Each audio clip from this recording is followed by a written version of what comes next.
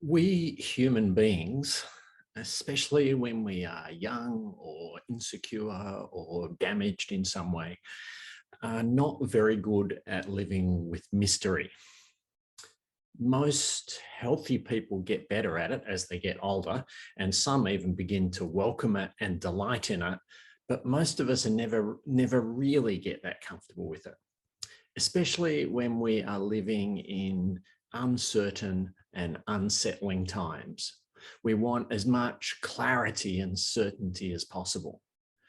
And we can be prone to avoiding or denying mystery or even attacking those who make us aware of it. Today, the first Sunday after Pentecost in the church calendar is called Trinity Sunday.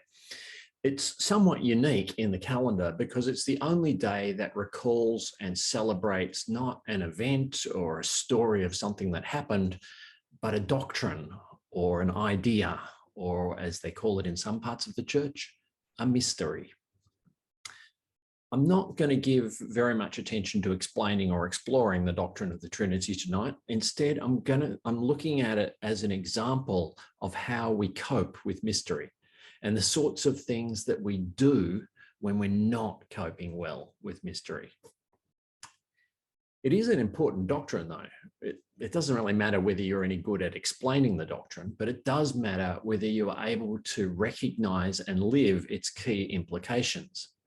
Because the main thing it teaches us is that the three quite different experiences we have of God, the three experiences we identify as the Father, the Son, and the Holy Spirit, are all the one God. If they were three separate gods, like a scaled down version of the Greek pantheon of gods, then they could at times be completely at odds with one another or in competition with one another. Each of them might behave quite differently towards us or have different attitudes towards the things we do. The doctrine of the Trinity warns us against such mistaken ideas and assures us that this is all the one God we're talking about.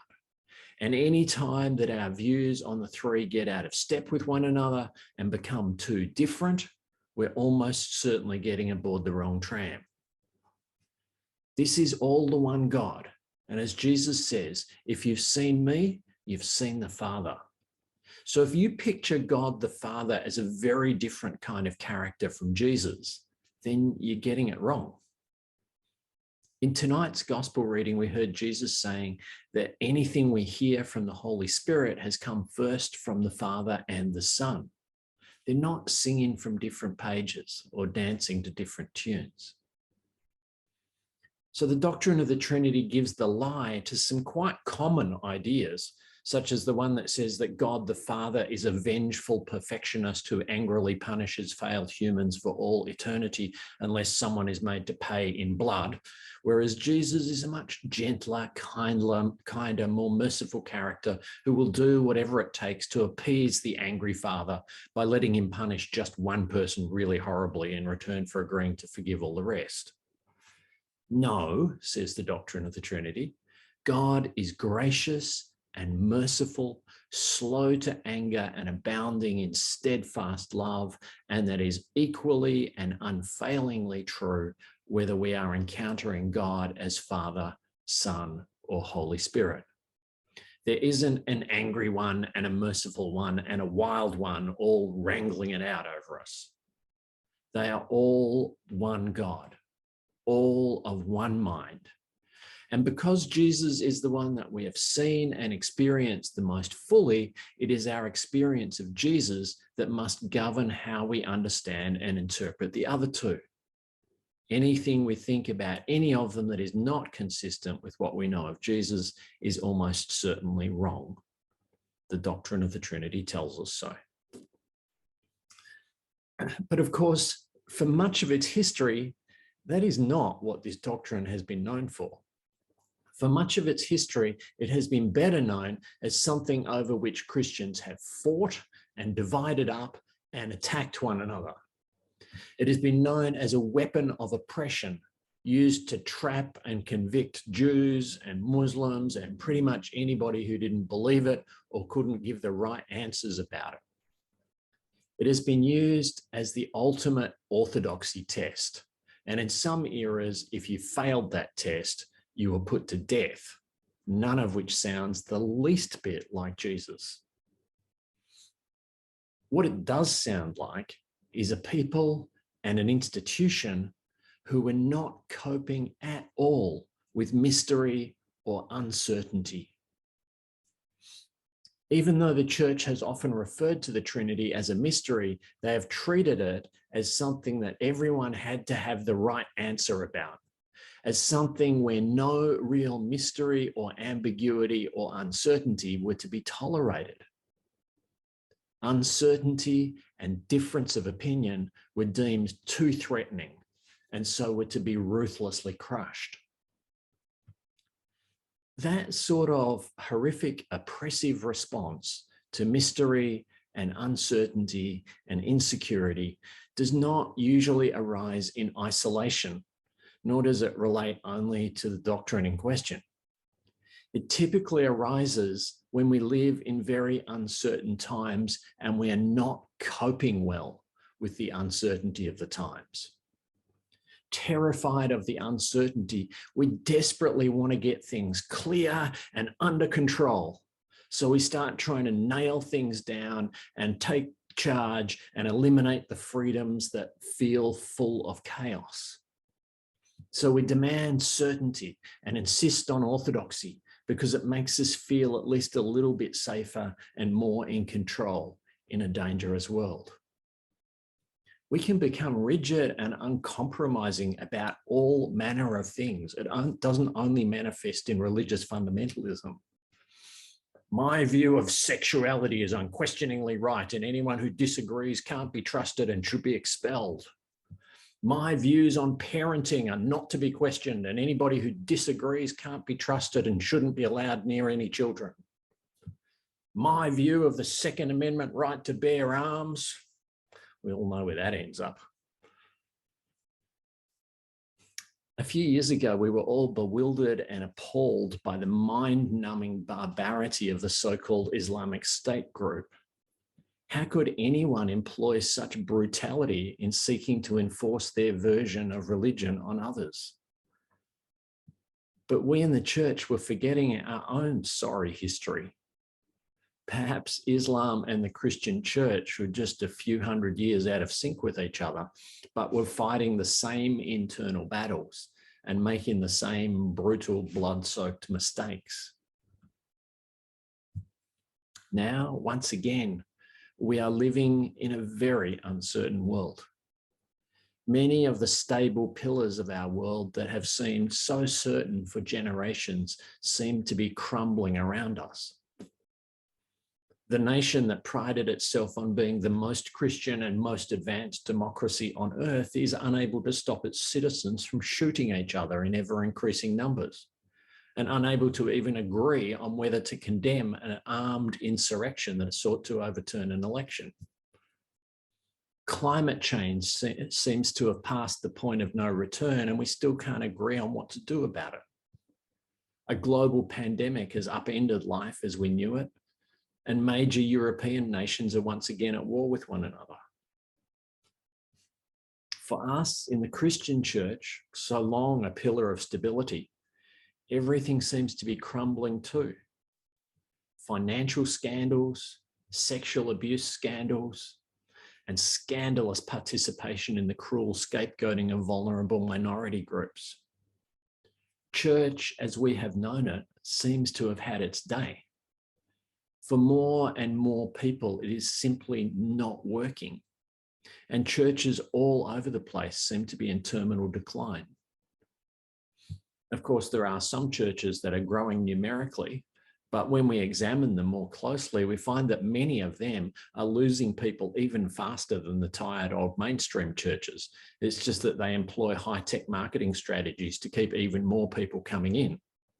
They might be losing most of them in a revolving door, but as long as the marketing techniques bring new ones in faster than they lose them, they can maintain a strange kind of image of growth. The truth is that for more and more people, church at best is not working, and at worst, is a big part of the problem. We churches, fast losing any sense of relevance or influence in the world, are responding to this threatening uncertainty in either of two main ways. Some of us are responding to the errors, some of us are reproducing the errors of the past when we used things like the doctrine of the Trinity to try and nail everything down and reassert control. And while we may not be nearly as brutal as ISIS in our quest for certainty, we still often manage to create an oppressive atmosphere of conformity in which no one feels free to question or dissent or tolerate unknowing. Others of us have fled in the opposite direction, badging ourselves as progressive Christians. But for many of us, this appears to be less a joyous and powerfully transformative embrace of mystery than an embarrassed unwillingness to believe anything very strongly other than the supreme importance of not offending anybody.